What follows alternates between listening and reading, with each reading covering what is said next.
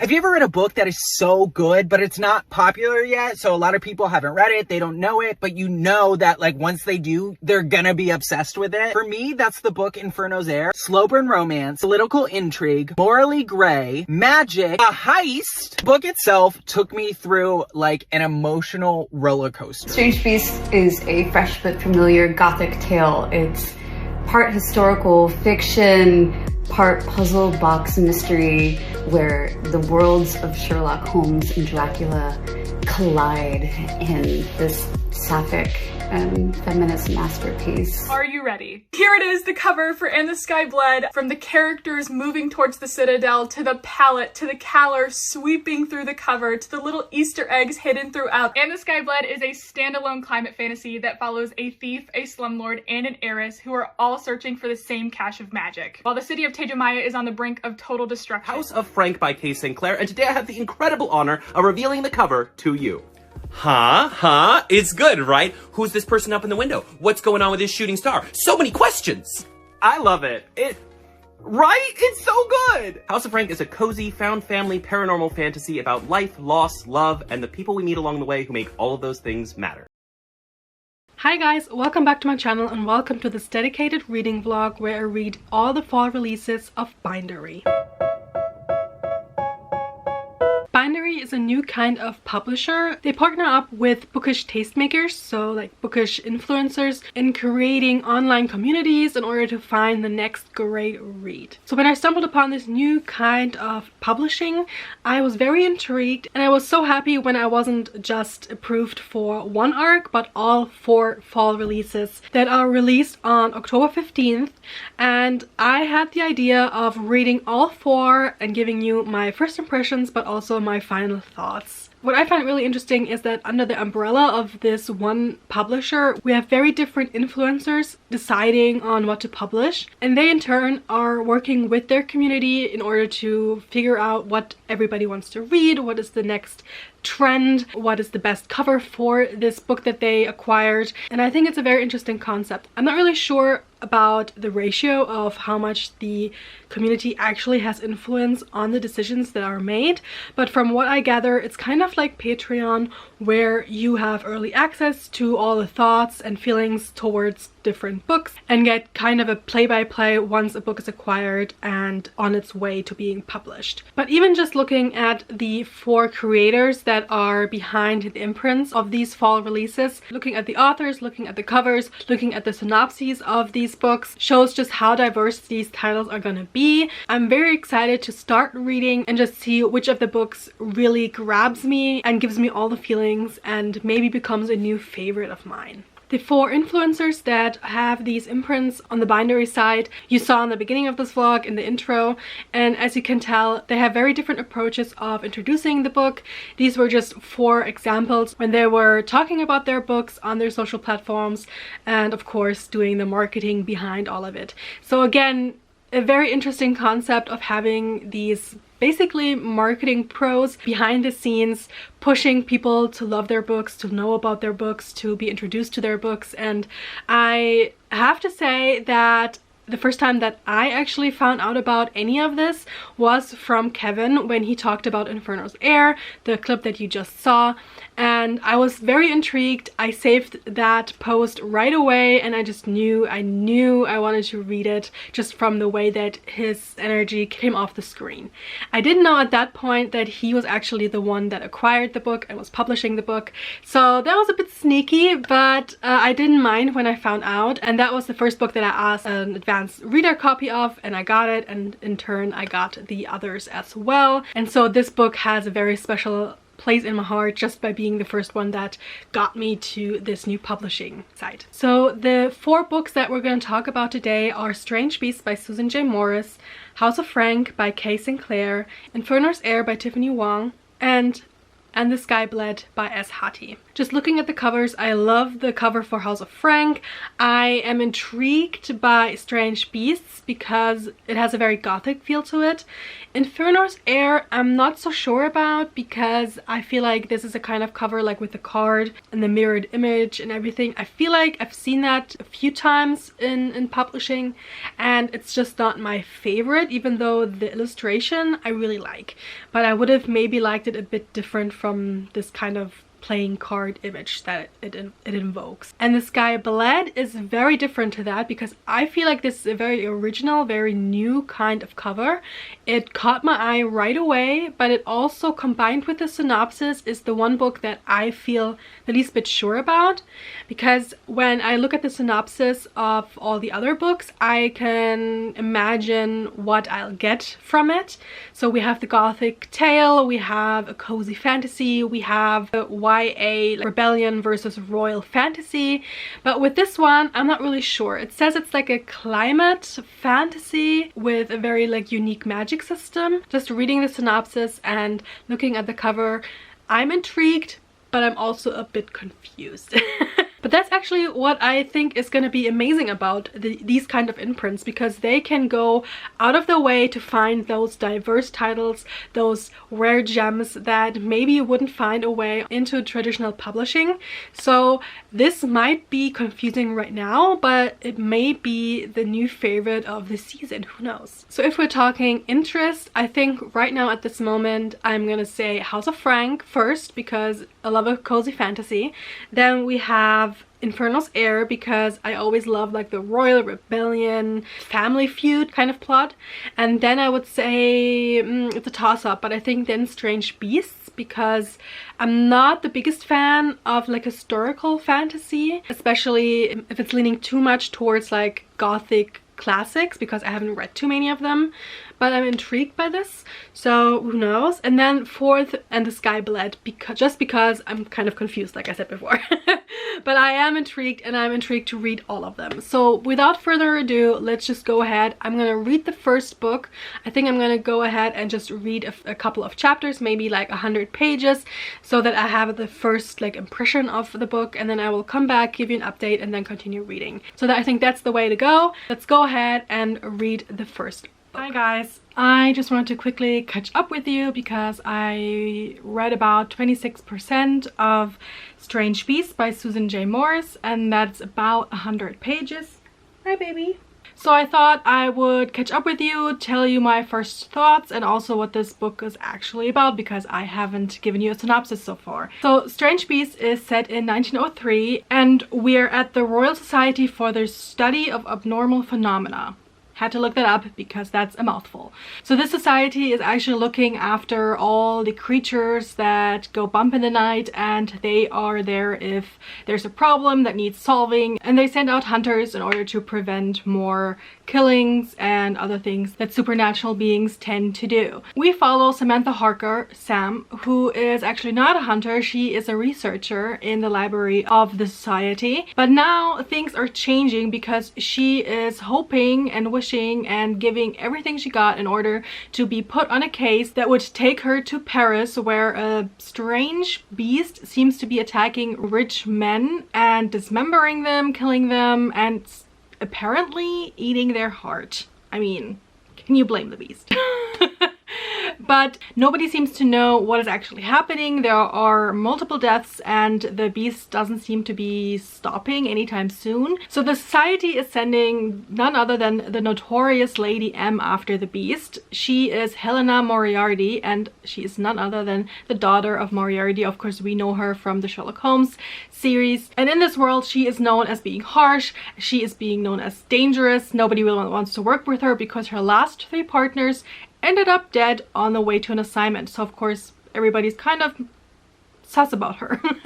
So when Sam asks to be assigned to this case, they put her on this case with Lady M, and those 2 women now have to work together in order to figure out what's happening. So now we're in Paris. There has been another murder, and they go about, a bit like Sherlock Holmes, trying to sniff out what is happening. And when I say sniff out, I mean sniff out, because Sam actually has a secret that nobody is allowed to know, no one in the society, and of course Helena or Hel either. So she is actually a channel, which means that she can hear whispers of things past, kind of like visions when she touches something that has been touched by evil. Everybody in the society thinks it has to do with the devil kind of whispering in her ear. And of course, everybody's worried that if a channel he listens a bit too much to these whispers, that they will become evil themselves. So now she, of course, has to keep her being a channel a secret, when in fact she uses it in order to figure out this case and to impress Hel, who is one hell of a woman. Sorry, had to go there. And I actually love the way that we were introduced to these women and the society and the case itself. I do think that right at this moment I'm more interested in finding out more about these women and their relationship and if they can trust one another, more so than the actual case itself, even though it is interesting to find out like what this beast is all about. But it does seem kind of like a werewolf situation happening in the higher society of Paris. So I do think that it's going to get more interesting as time goes on, but right now I'm really interested to see not only how these women interact with each other but also with the world itself. If you read between the lines, there's a lot of commentary on how women were treated in this society. Not only are these women pit against each other, you can see it in the way that Helen is kind of reduced to being the daughter of an evil guy, so everybody assumes that there is something sus about her as well, and whatever she does, nobody really believes her. And then there is, of course, Sam, who nobody really believes can do anything and is told that Hel is very dangerous. So these two women are pitted against each other, especially since both of them seem to be keeping secrets from each other because society tells them that they need to keep these secrets secret. The author makes it very clear that if Sam's secret was to be discovered, she might end up in an asylum because that would make her like a crazy woman and dangerous. I loved one quote that I want to tell you because it actually fits perfectly for both of these women. Everybody keeps telling her that she's susceptible to influence of evil, that she will succumb to whatever the devil wants from her, or like the evil beings want from her. And Sam is very worried about all of this because she's been told this from a very young age, that she has to keep the secret, that she is a danger to herself and others around her. But then someone figures out her secret and they tell her men are entirely too quick to call a woman mad or monstrous just because she can do something they can't. Don't do it for them. Whew. Love that quote. I think that's already like a favorite quote of mine. So I love this. I love the way that we may be like challenging how women are perceived in the society and that they can actually work together in order to figure out stuff. Also, next to the whole mystery of what's happening with the beast, there's another mystery afoot, because the reason why Sam wanted to be on this case especially is because there is a connection to her grandfather who went missing 10 years ago, and the only clue that she has is a bunch of numbers that seem very random, but she's been looking for a clue to figure out like what they mean for the last 10 years. And now finally she saw the exact same numbers during like her research for this case. So she thinks there is a connection and that somebody there knows what happened to her grandfather and that she might actually be able to find him again. So that is just like a mystery wrapped in a mystery, and I can't wait to continue. So 100 pages in, I'm very happy with this turn of events. And of course, another thing that is very interesting is the fact that we have all these literary references that we might know from media. So I have never actually watched Dracula and I haven't read the book either. So Sam's family actually has a connection to Dracula. Her mother was influenced by him. Her name is Mina, and her father, Jonathan Harker, is the one that defeated Dracula. I'm hoping that I'm not spoiling anything for anybody. As well as we have, of course, Moriarty, and he is the one who ended a very famous detective. Again, hopefully not spoiling anything for anyone. And so we have these daughters of these very like prominent literary figures. So I know that there have been other books going in the same direction as these, and I think it's always very interesting to see how the author plays with these kind of known entities. And even though I myself have only watched like the Sherlock Holmes adaptations. I haven't really read too much of it, so I don't think I've read any that have Moriarty in them. And even though I haven't read Dracula, I don't think that it impacts the way I'm reading this, because there are explanations to whatever like hint or reference that the author makes. So I'm very interested to see if that has another impact. But again, I just love the story. I love the plot. I love that we have this historical setting, very like early 20th century Paris now, and we also at the same time have these beasts that come out of nowhere that are trying to kill him. It's very like visceral, it's very like deadly, it's very gory, but I like it. I'm here for it. So let's continue with this, and once I finish, I'm gonna come back and update you and tell you my final thoughts. Hi guys, sorry about the way that I sound and look. I'm fighting a cold for a couple of days now and it doesn't seem to get any better, so I thought I would sit down and give you my final thoughts on Strange Beasts while it's still like fresh in my head. Fresh-ish, I would have to say, because it has been a couple of days and I've kept reading thankfully during that time, but I do want to still give you my final rating and my final thoughts. I loved this. I gave it 4 stars in the end. It took me longer than I thought it would to get through this book, but that might have just been because my head was getting like cloudy from the cold, so that might be it. But it definitely wasn't because I wasn't interested anymore. There was a lot of action, there were a lot of twists, there was a lot of banter. I just loved these characters. I loved seeing the story through their eyes. So everything I said in the first update held up. It was still very much like high action, fast-paced, like a lot of intrigue, a lot of mysteries that have to be unraveled, a lot of commentary on females in that time period and what they are allowed to do, what society expects of them, and how they are fighting against it, all packed in a very like interesting gothic way. So if you like gothic stories, go ahead, that's perfect for this time. If you like kind of like a werewolf scenario, that's also in there, so go for that. And I just loved it. I loved the historical aspect interwoven with this society who knows about all these creatures that go bump in the night. I was enthralled the whole time. So I'm so happy to have finished this one. If this is turned into a series, or if this author comes out with another book, I will most definitely check it out. So I can highly recommend reading this. So the reason why it's like a 4-star and not maybe even higher was only because at some points it did feel very like detailed, and like every scenario, every setting was described in detail, and that was sometimes a bit much for me. I don't need every single time to know exactly what the room looks like in every detail. I do like some sort of atmosphere going on, but I don't need a play-by-play, and sometimes it just felt a bit too much. I found my gaze like drifting down the page because I was kind of like looking for the action, especially later on when I just wanted to know like who done it and who's behind everything, and I just wanted the solution, and they kept like describing everything, and that was kind of a bit too much for me, but that's just my personal taste. I do think that the writing style is exceptional and I really enjoyed it in every other aspect. Now let's go get a cup of tea and I will talk to you guys about the next thing that I read, and that is House of Frank. Got my tea. And welcome to the second part of this reading vlog where I read House of Frank by Kay Sinclair. I thought after reading like a gruesome, gothic, historical story that I would go ahead and read something cozy. So that's how I landed on House of Frank. This gave me all the cozy feelings when I looked at it, and the synopsis just gave me like House in the Cerulean Sea vibes, but also combined with TJ Klune's other book. I don't remember the name of it right now. The one with the person who died. Whispering Door? Through the Whispering Door? Whatever that's called.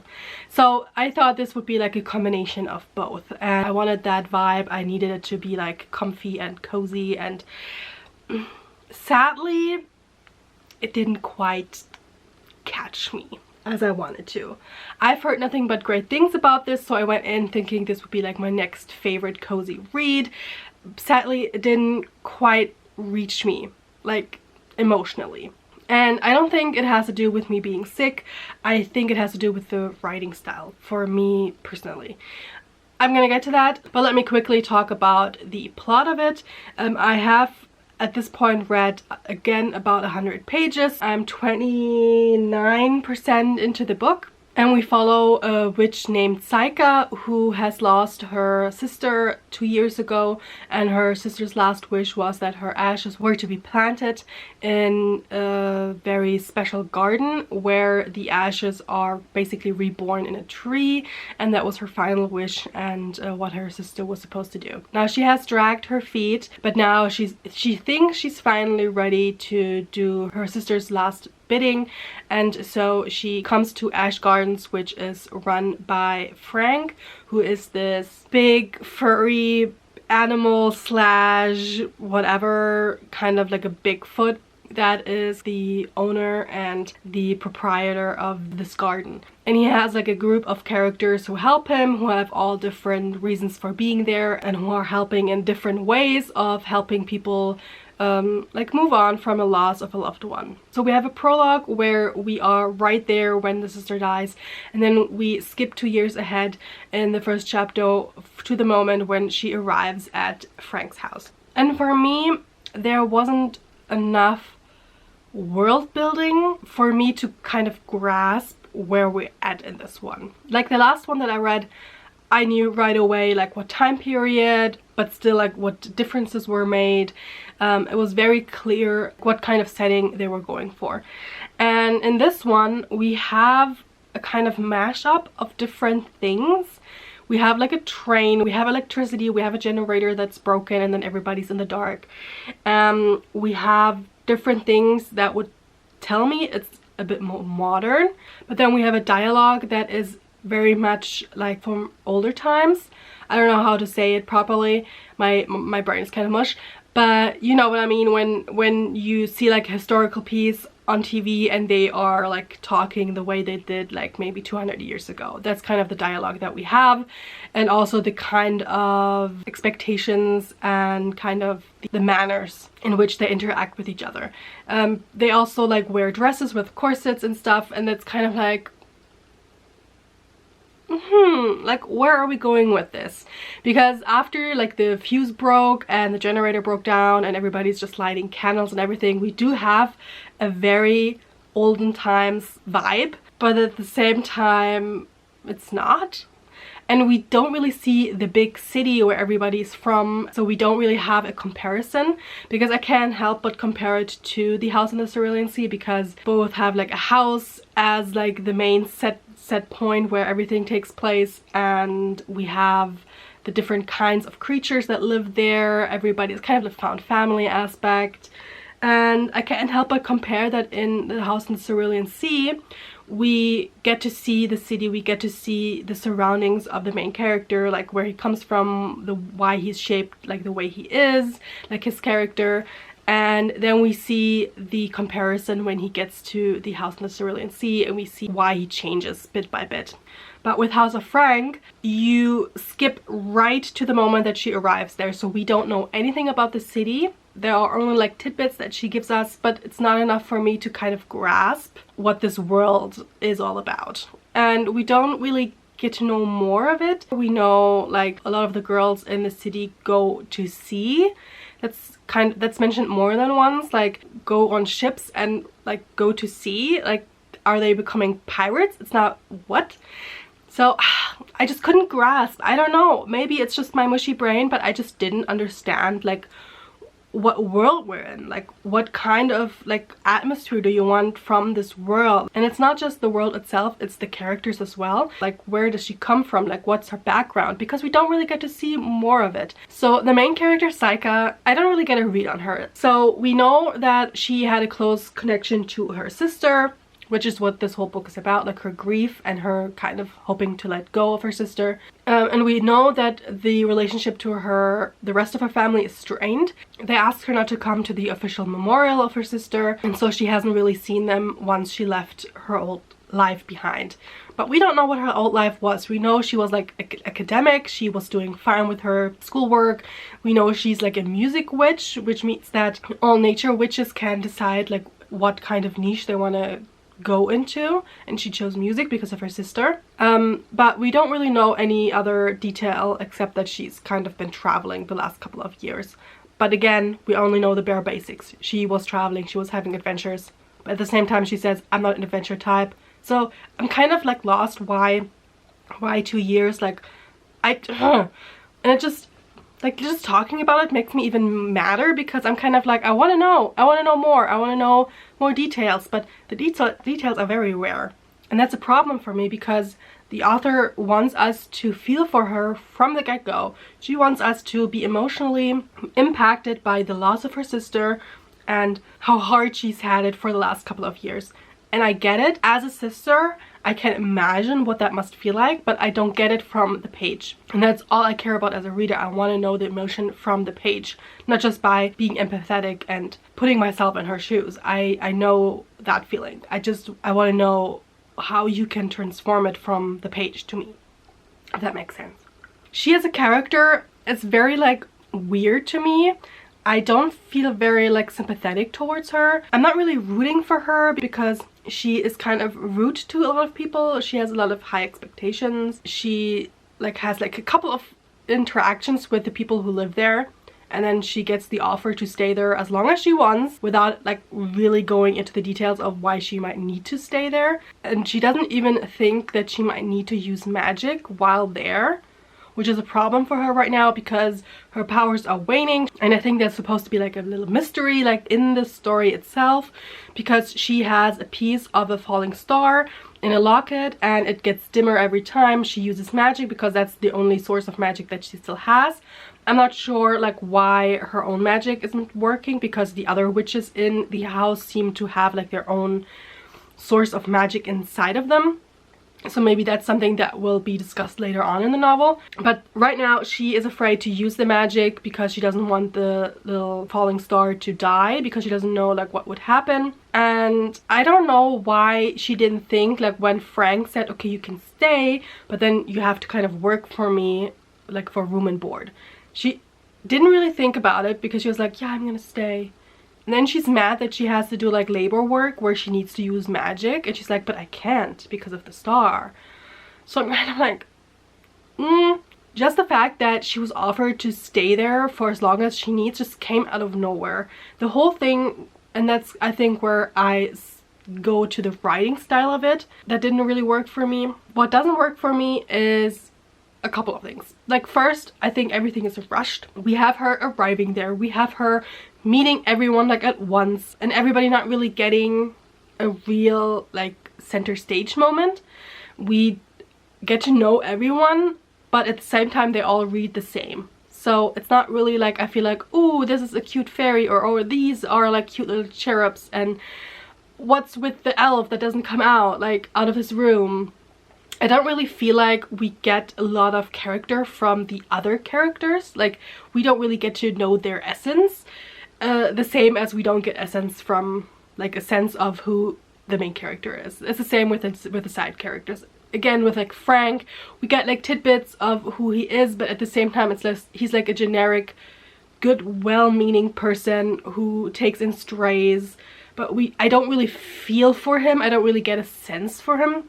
And the dialogues between these characters is very like straightforward. It's like kind of, who are you? Why are you here? Let's bury your sister. And then, you're kind of sad. Let's just keep you here for however long.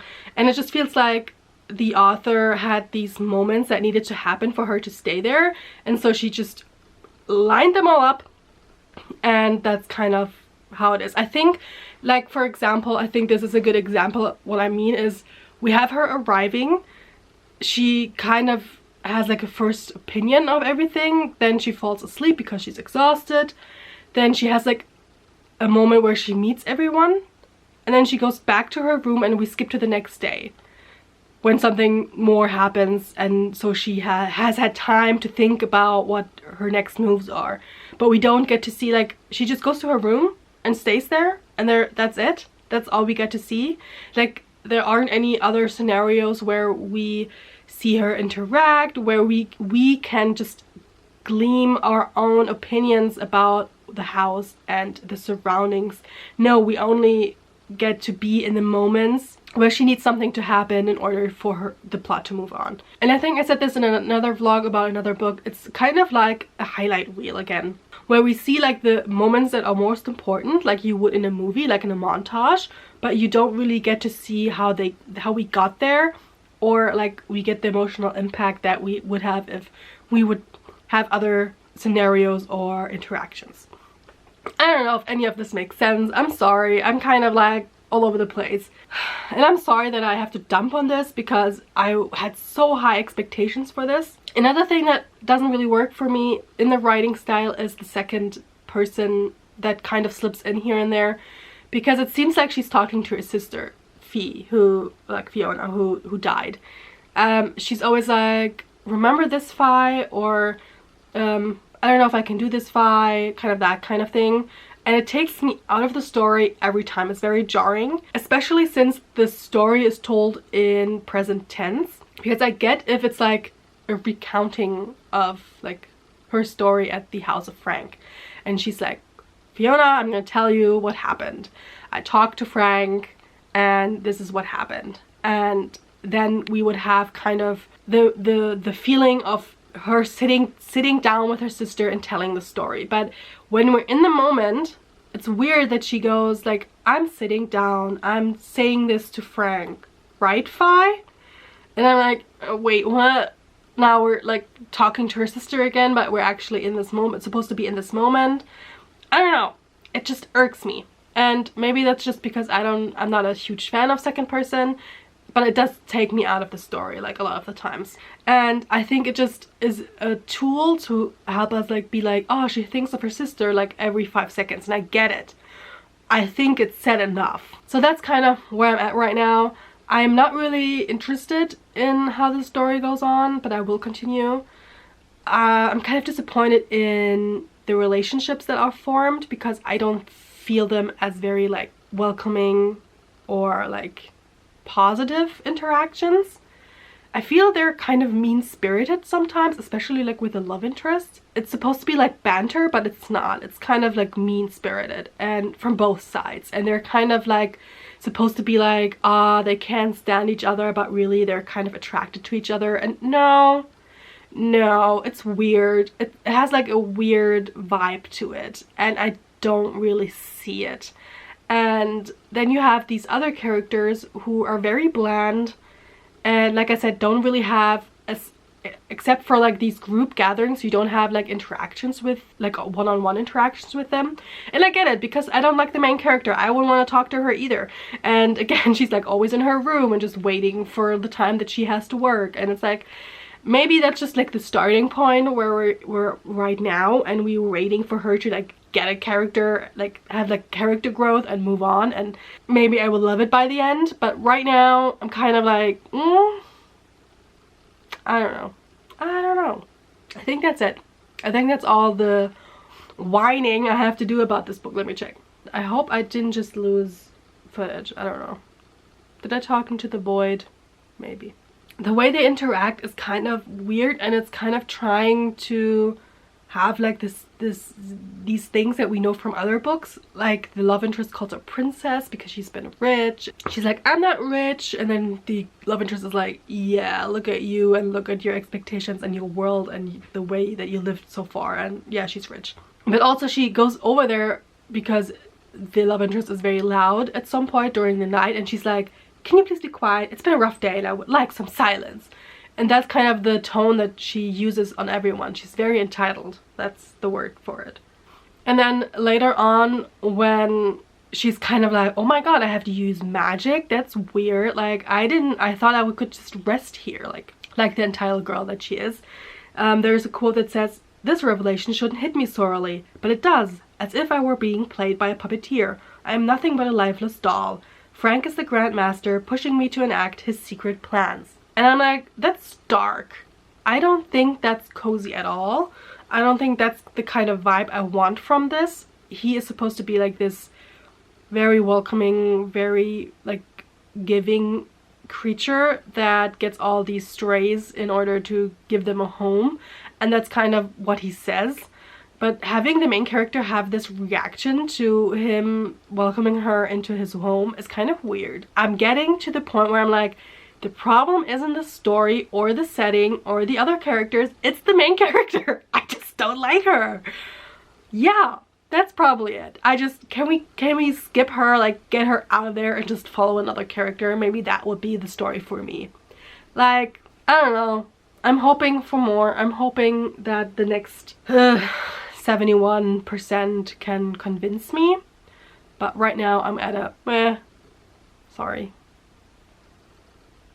Hi, so I just finished House of Frank. Sadly, it didn't go any better than the first time I updated you guys. I ended up giving this 2.5 stars and I'm really sorry. I had such high expectations for this. I thought I was gonna love this, but sadly I just never quite felt for any of the characters.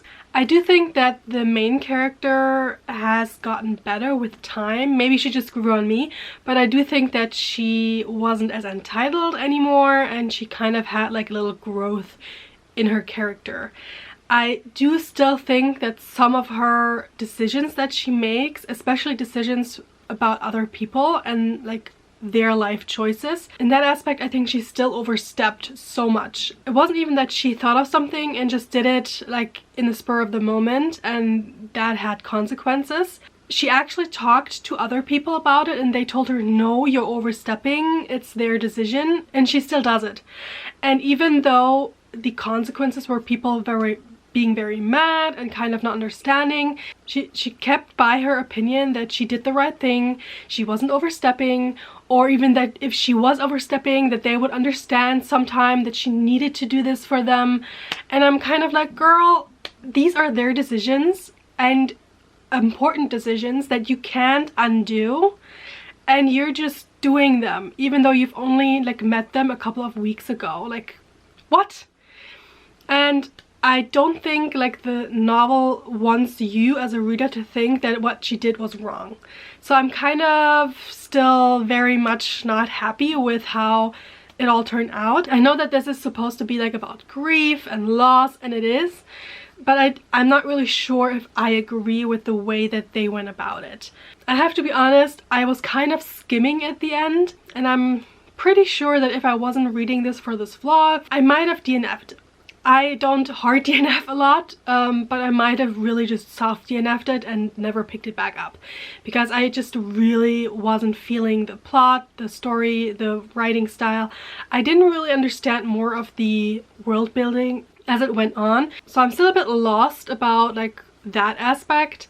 I did like the reveal of what happened to the main character and why she's there. It wasn't really like a big plot twist because you could see it coming, and I don't really understand why she thought that she had to keep it a secret for so long. I don't want to spoil anything, so I'm not gonna go into that anymore. And I said before, like the banter and the way that it was kind of mean-spirited, I do think there were a bit more heartfelt discussions later on in the novel, but I wasn't really feeling it either in those, so it was still very much harsh at times and sometimes like a very crass way of putting things. I never really got the found family aspect of it. Yeah, they were all like living together and it was kind of like a very random assortment of people, but I just never felt like these people really liked living together. But maybe that's just because they were all kind of reading the same and they were just being like, yeah, we're a family, we love each other, but I never really felt it during the dialogues, or like, I don't know. It was just, it didn't work for me, I'm sorry to say. So all in all, a bit disappointed by the writing, by the world building, by the atmosphere, by the characters, basically by every aspect of it. So I'm really hoping that the next book that I'm reading for this vlog is gonna hit all of those marks. So here we go, let's go ahead, read book number 3, Inferno's Heir. Hi guys! I'm here to talk about my first impression of Tiffany Wang's Inferno's Heir. Oh my god, oh my god. Okay, the first time I heard about this book was from the bookish influencer that actually is behind the imprint of this. And he talked about having found like the book of the next season. Everybody's gonna be impressed and everybody's kind of be obsessed with this one. And he might be right. I love it so far. Again, I've read about 100 pages. I'm, I think, 8 or 9 chapters in. And I'm in love with this. I couldn't put it down. I was like, ooh, ooh, ooh, oh, okay, here's the 100-page mark. I need to stop. I need to tell you like my thoughts. And I was like, ah, damn it, I kind of wanted to continue on. And that's what I want from a fantasy novel. So it's kind of like night and day if you compare this book to House of Frank. If we look at just what you can do with 100 pages and how much information you can give the reader without being overbearing or like having info dump or anything. This is done so well. This chef's kiss so far. So we follow Thea, and she is a princess of Eregia. Her parents have died and she now lives under the thumb of her half-brother who hates her and wants her dead. And they're getting closer to the coronation because her brother had to wait until he's of age to become king, and she knows once that happens he's gonna be all powerful and she is gonna suffer for it. And it's not just her brother that hates her. Ever since she was small, Thea knew that she was different. Her mother was a foreigner of a country that they were warring against not 2 decades ago, so everybody kind of still envisions her as the enemy because she looks so much like her mother. So ever since she was young, her mother has taught her to wield her power and become strong and be prepared because she needs to be prepared for everything. Her mother knew. Her mother knew really what's gonna happen. So later, when her mother died of sickness and her father died as well, Thea learned very quickly that she couldn't hope that her brother is gonna be merciful to her. And she knows that he is very sick in his mind, that he is a psychopath, and apparently nobody else sees it because he wears a mask where everybody is fawning over him and thinks he's like the golden child, while she is the enemy within. So she lives in this golden palace. She loves her home. She wants to stay there, so she doesn't really want to run away and be done with all of it. So she's looking for a way to survive, and from a very young age she started to use her influence and to spy on people. She is very hardcore. She uses the thieves of the city in order to gain information and barter, and uses bruisers in order to get the point across. So she has a lot of influence and people are afraid of her, and that's the way that she likes it. But the coronation is near, and she knows right after the coronation she will have to wed a very disgusting, very brutal man who murdered his first 2 wives, and she doesn't want to be the third. So she knows she has to do something. And her plan so far has gone awry. She thought she had a plan, it didn't work out like right from the get-go of the novel, and now she's kind of scrambling to find a way to influence her brother's decision. And when she finds out that he has troubles with the rebels, these rebels have been working against the royal house for quite some time, and now they seem to gain momentum because they have found someone who can do magic like the royals. Because a long time ago a goddess gave 5 people magical abilities, like magic over an element, and the other countries have kind of done with it as they might, so their magic has infused the normal populace as well. But in Eregia the royals kind of kept it to themselves, so only the royals can use magic in that way, and that way is fire. So only royals should be able to call on the flame. But now the rebels are claiming that they have a young girl in their midst who can also call the flame, and that brings the whole who is allowed on the throne into perspective. And so the crown prince, the soon-to-be king, is kind of hoping to quiet that storm before it reaches him, and so he asks people to get information on that rebel girl, and he says whoever finds her will gain a favor from the court. And that is a high price, and that is kind of where Thea comes back in, because she thinks that if she can infiltrate the rebels and give her brother their heads, then she can trade their freedom for her own, and the favor would be kind of to be left alone and yeah, not die. So she thinks that's a great plan. She also has a way in because she knows where this rebel girl is. She makes contact and thus far has made contact with the rebels themselves. And now in order for her to really join them, because they're kind of suspicious of her, they ask her to do an impossible heist.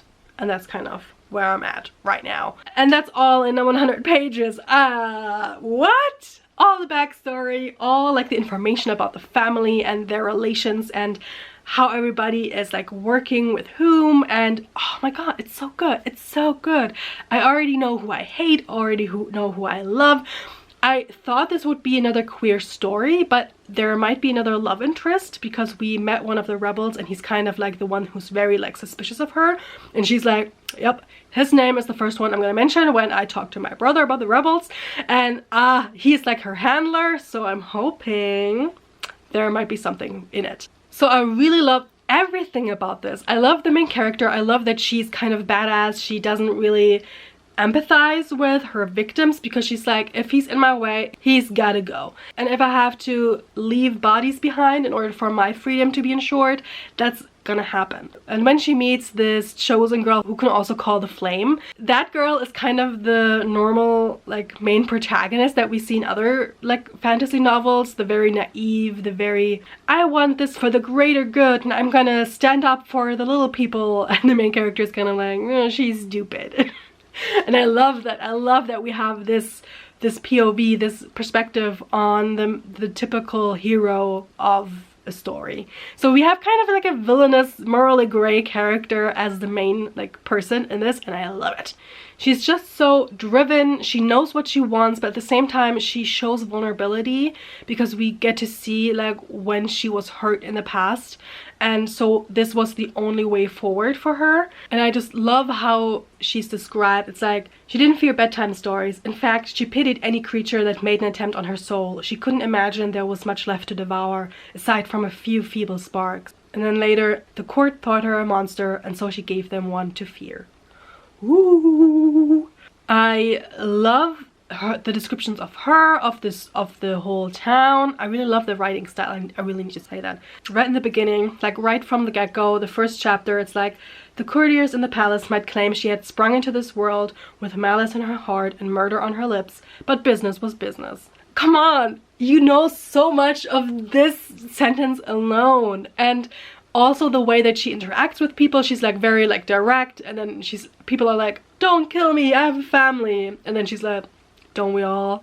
Just very like one syllable answers sometimes. It's very like dry. It's very, I just love her. I love her and I want to see her crush it. I also love the magic system in this because it's very interesting the way that the different countries went about their magical abilities, and it's interesting to see how the fire is used because we've already seen some instances where flame hurt people and was used to abuse, and she herself can call the flame, but she also has water power from her mother's side, and because her mother died when she was young, she doesn't really have control over it, so she can only do like little swirls of water and stuff. But she also uses it to kill people because she can use the water in people to pull it into their lungs and drown them. I mean, what? So she's badass, and I kind of want to see what she does with it, because in the beginning we have like a flashback to her mother trying to teach her to hold back the waves, and her mother could do it like with a flick of her finger, and she couldn't. And I'm hoping that at some point she can control the waves. And I love how the author describes her interaction with the flame and the water, because the flame kind of upsets her. She kind of feels it's wrong and weird. At the same time, the water feels very natural to her. And the words that are described are like the waves are chuckling, or they want to do mischief. And it gives the water a sense of self. And I love that. I just loved seeing the different sides of this magic. And so it's going to be interesting to see like how it works and what she does with it. So the magic is very much the reason why everybody wants to have this rebel child, but at the same time, the magic isn't at the forefront of this. It's family, the politics, it's everything. And I love how that's all interwoven in this one. And just like I like her, I really love the characters that we've met so far. I think her half-brother is such an interesting character to follow because he is such a psycho. He is. Like, when they were young, he tried to burn her, even though he knew that she wouldn't burn because she can use the flame, but he just wanted to see what happens. And then he tortures animals, like the dogs and the cats went missing, it said. Horrible guy. So we know we want him dead in the end, but it's going to be interesting to see where he goes with it, because he knows how to get people to love him, which is very, very, very dangerous. So I really love him as a character. And then we have the rebels, which are again very interesting, and again, sorry, I have to compare it to House of Frank. They are also different. So we've met a group of them, and even though we've all met them at the same time, again, it's so interesting to see how different authors use this opportunity, because we don't have the moment where like, this is this character and that's what he does, and this is this character that does what this does. And that's kind of how House of Frank did it. In this one, we see the others interact around her, and that's kind of where we get a read on who they are. And I thought that was done brilliantly. And also we know that Taya has a weird feeling about the leader of the whole group, and so do I. So he's kind of sus, but everybody else in the group that was kind of younger and kind of her, like they had a moment, and I kind of like, I want them to be like a found family. I want her to love them and for them to accept her as she is. And like I said, there is a potential love interest, or maybe even two, even though I think I know that the girl who can also do the flame, I forgot her name at the moment, I think she has another interest in someone else in the rebels. I think that's where that's going.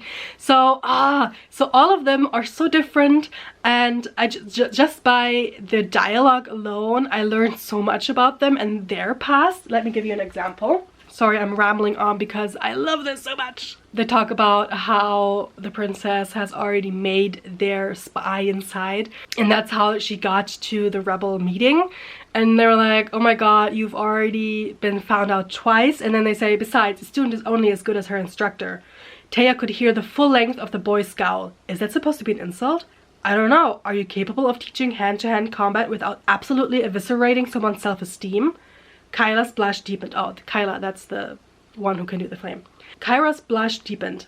He didn't eviscerate my self-esteem, she protested. He sent you crying into your plate at dinner. I was homesick.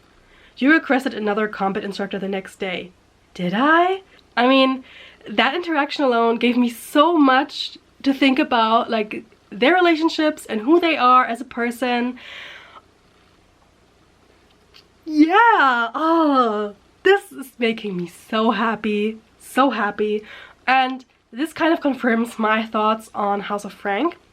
At this point, as I'm talking to you guys, I only did my first update of House of Frank, so I don't know how that's going. You will know before me, basically, right now, because I got to the 100-page mark on House of Frank and I wasn't really feeling it, so I thought I would switch to something else, and that's kind of where I landed with Inferno's Heir. And I'm so happy that this was actually the book that introduced me to Bindery, and I'm so happy that this is going so well, because I can agree I'm gonna be obsessed with this. I've already looked at like the special edition, or if I should just get the paperback, but this will end up on my shelf for sure. You know when you read something and you're just so excited? This is it. This is the excitement for me. This is what I love. That's enough of me. I will see you guys later for another update.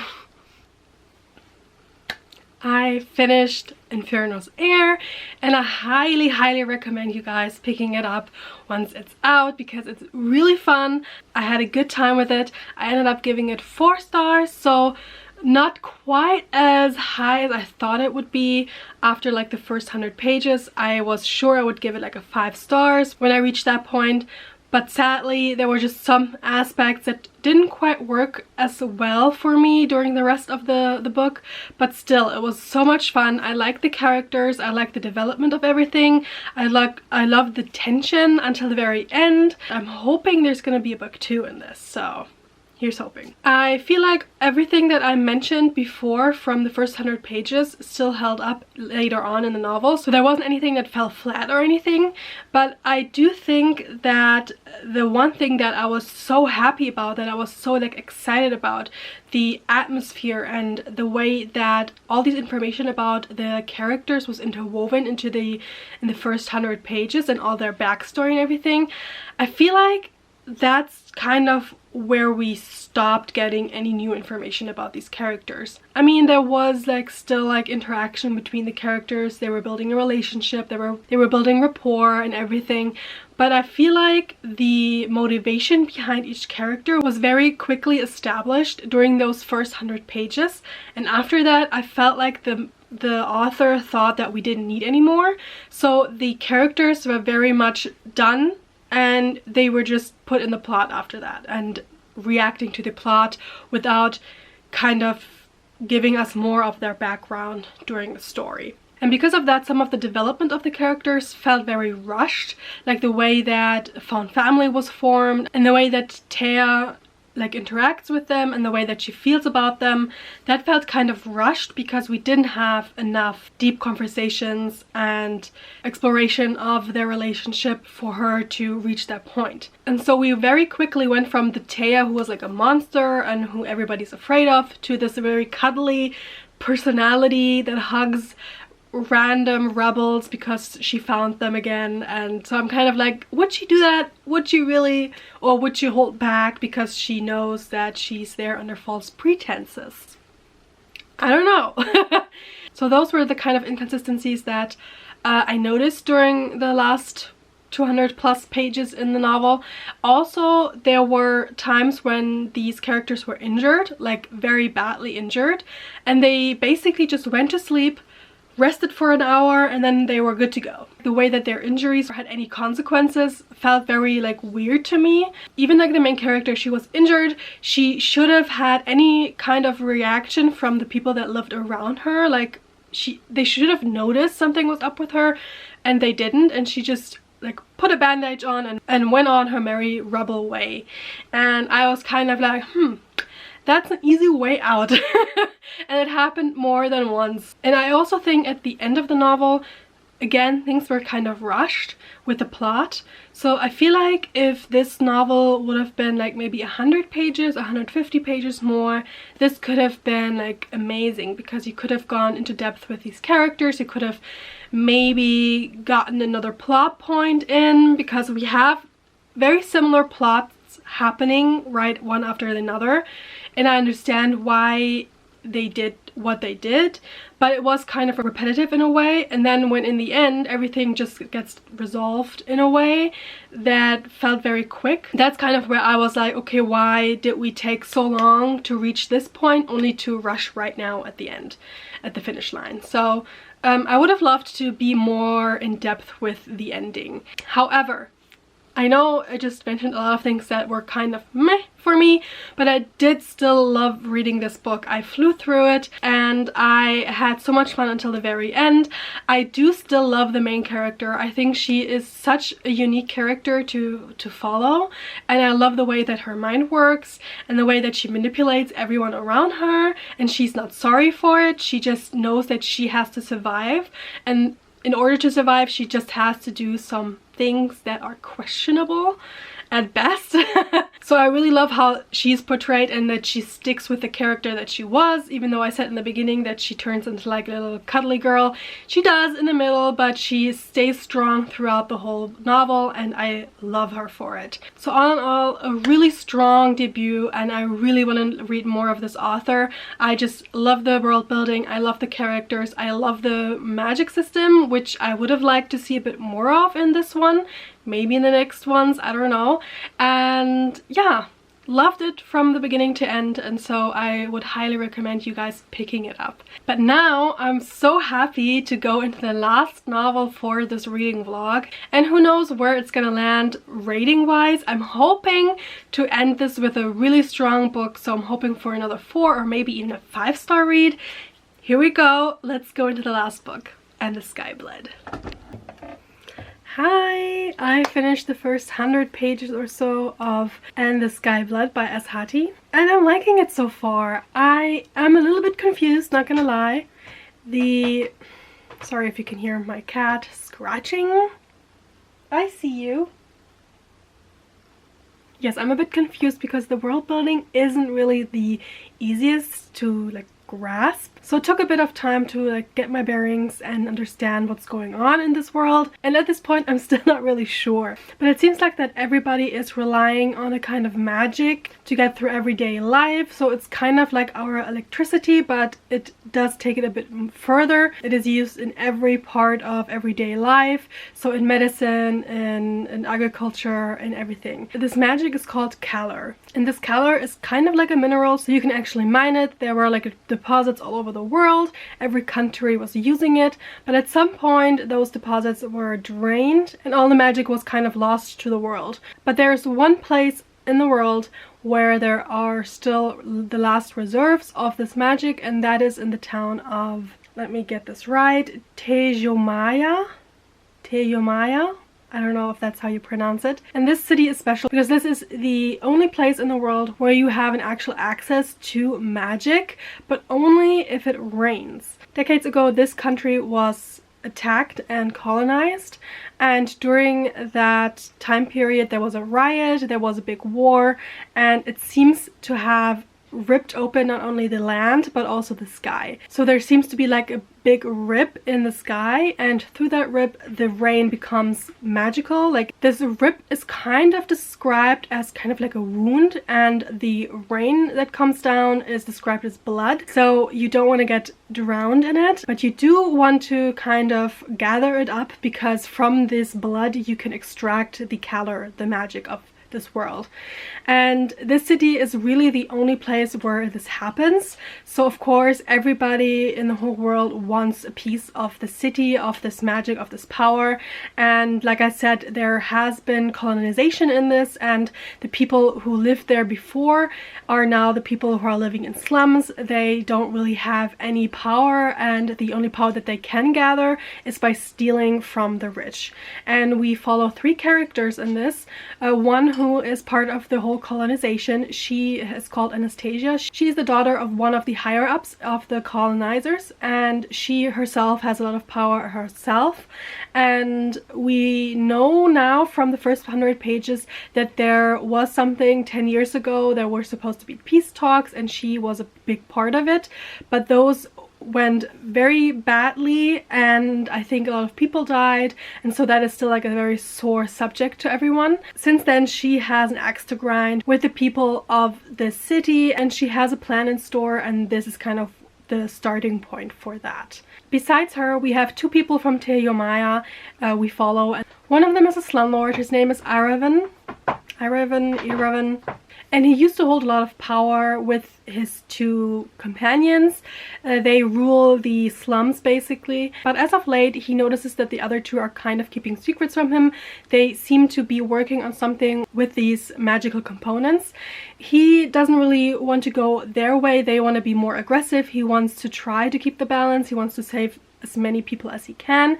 And the third person that we follow is Zane, and she is a young 23-year-old who was adopted when she was very young, so she doesn't live in the slums. She was dealt a better life than most of her friends, but she was still kind of drawn into the whole slum situation where she has to work for one of the slumlords, who she's very afraid of because he seems to know a secret that she's kind of hiding from everyone in her life, and that is the only reason why she still helps him by stealing the magic from the colonizers. So when it starts to rain, they go out and they kind of siphon off some of the blood rain. He tells her that he needs a certain amount of magic in order for him to keep quiet.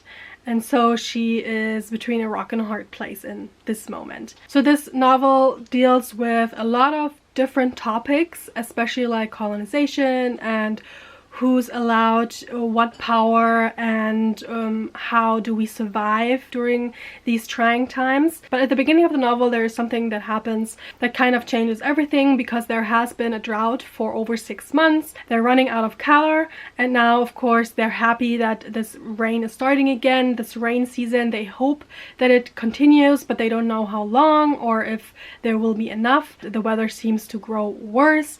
The heat is rising, so you have kind of like the climate aspect in it as well. So right before the end of these 100 pages, I don't think I'm spoiling too much when I say that not only Zane but also Iraven, both him and Zane were given the opportunity to learn more about a mystical Kalar reserve that is supposed to be hidden somewhere in the city. Everybody usually assumes that it's just a myth, that it doesn't really exist, but now everybody's getting desperate, so they're kind of hoping for a miracle at this point. So I think at this point both of them will try to get to this reserve or to save their families and friends and their city, and both of them don't know that Anastasia has her own plans for the city and for her own rule, because as of now she's only the daughter of one of the leading men, but she wants on the throne herself.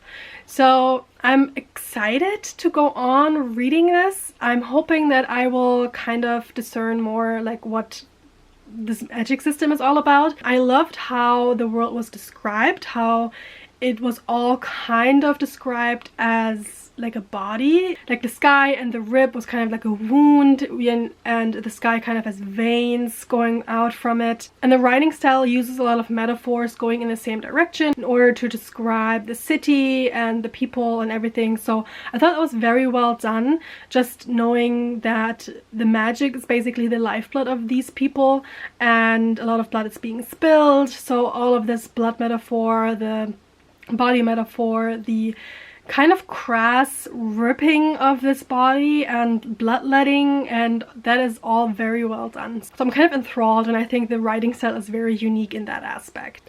I do like the characters. I'm kind of having trouble getting all of them in line because there are so many names dropped, and sometimes I'm kind of confused as to where they live or like how the city is set up. So I'm guessing like Anastasia is like on an island where all the rich people live. Then you have like a city where like Zane and her parents and some people who have like a little bit more money live. And then you kind of have the slums where the rest of them live. So bit by bit I kind of put together like a map in my mind in order to understand the city and the surroundings, but it will take me a bit longer to actually grasp all of this book. Let me give you an example for the writing style. The entire sky was veined like a putrid corpse, spindly red lines stretching across its shadowy grey flesh. The sky had life in it still. She could swear it throbbed, the gaping wound preparing for release. And then later, when it starts to rain, she tried not to think of how the rains sounded like muted gunfire. The concrete before her turned red with its casualties. Really good. There's also like a plague going on. There's like a soul sickness that's happening with the people in the slums, but it seems to be targeted only to the slums. So what's happening there? So many threads of plot happening right now, and I'm kind of intrigued to figure out like what's going on there. I want to know. So I'm happy to continue, and as of right now I think this is very original, very unique, and I would recommend you read this. I finished the last book. I finished And Sky Bled, and I think this is my favorite ending of all the stories. This is so good. I gave it 4 stars in the end. This was definitely the hardest thing to read in terms of understanding like the political landscape and the way that these people's stories were interwoven, and understanding like the setting, like I said before. I do think that once I read on, like after the 100 pages, it did get easier to understand the setting and the city and how it all came together.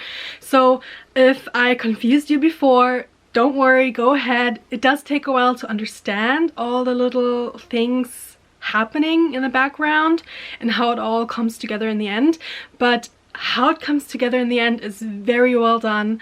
I just love the metaphor that this whole book basically is. If you look at this story, if you look at this kind of climate dystopia, you can see so many parallels to our world. There's definitely a commentary on how we have used up the earth and the consequences that might arise from that. And this novel kind of gave it a magical spin. But it's interesting to see that, sorry if you can hear my cat, she's eating right now.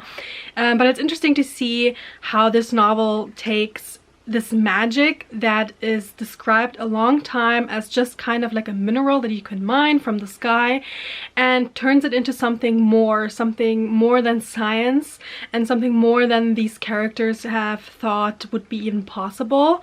And the way that it's described is just beautiful. Like the way that the earth and the sky are described as kind of humanoid, as kind of, like I said before, like a wound, like a body with like a heart and a breath and a heartbeat, and giving it this kind of sentient character was incredible. And compared to that, there were a lot of like metaphors used while describing the characters or the relationships between the characters that had kind of an architectural metaphor. For example, they were talking about like bridges between them and like a sea between them, and so everything was kind of mirrored in a way. And just like we have the earth and the sky mirrored by the people, we also have like histories that compare to each other and that are mirrored in each other. So we have this very global impact that the magic had on these countries and these governments, and the way that it turned into colonization, and we have the consequences of that shown in a multiple of ways. I loved how it was incorporated into the dynamics of the city, of the people living there. Every character was very like individual, and everyone had their own struggles with fitting in, finding where they belonged, and having others' expectations towards who you're supposed to be and who you're supposed to be loyal to, questioned. And I thought that was all so well done, because we are concentrating on this big metaphor of this world and this story behind it. I do think there are times when the plot is kind of secondary, so we kind of have like hard cuts between the characters, especially in the beginning, where I was a bit confused about what happened in the meantime when we were like looking at the other characters. When we came back to another POV and some things had happened and we were in there to witness them, but in the end I kind of got used to this kind of storytelling, and I didn't mind it as much in the later part of the book, especially since it became so much clearer that the three people that we follow, the three POVs, do have history. And again, this is kind of where the overall like global politics comes back into play, because there are a lot of struggles just because of politics between these characters, but there is so much more like human failure and human sacrifice and regret happening in the background. That is a lot of like human connections are the reason for the struggle, maybe even more than the politics in the background. The politics might be the reason why it all ignited, but really it's about people and their relationships and the way that they carry their grief and their relationships with them. So also looking at all four books, I do think this is definitely the most adult book of the four, just because I feel like there is so much meaning behind the words. There's such a heavy topic, and the way that this very desolate place is described, the devastation that is happening, the way that it doesn't get better, it doesn't really seem like there's anything to live for like over time. The world in the beginning is already like cracked open, like I said, there was like a wound in the sky. Everybody's kind of desperate to get more power, to survive, and it doesn't get better, it doesn't lighten up. And this whole time you have these characters who are all broken in some way, hoping to survive this, and in the end they all have different approaches to it. But yeah, like I said, favorite ending to this whole thing. And I do think that I will just sit and think about this for a while now, because I thought it was so well done and so well constructed, and the epilogue was everything. In the end, it all comes back to community and finding your people and finding your sense of self, even if you don't think there's any hope left. And seeing how that message is kind of the blood that ran through this whole novel is just beautiful. And even though some of the magic aspects and some of like the world building is still lost to me, maybe if I reread it at some point, I will see all the little Easter eggs. I don't know, but I really, really enjoyed this, and I think maybe even on reread it will be a higher rating than 4, but at this moment it's a 4. Wow, what a way to end this reading experience. So that's it. Those were the 4 books that are the fall releases of Bindery, and I'm so happy that I did this. I know one of them kind of fell flat for me, but the rest were just amazing and I love them, and they will probably find a way on my shelf as well. I ended up giving 3 out of the 4 books 4 stars, which I did not expect would happen.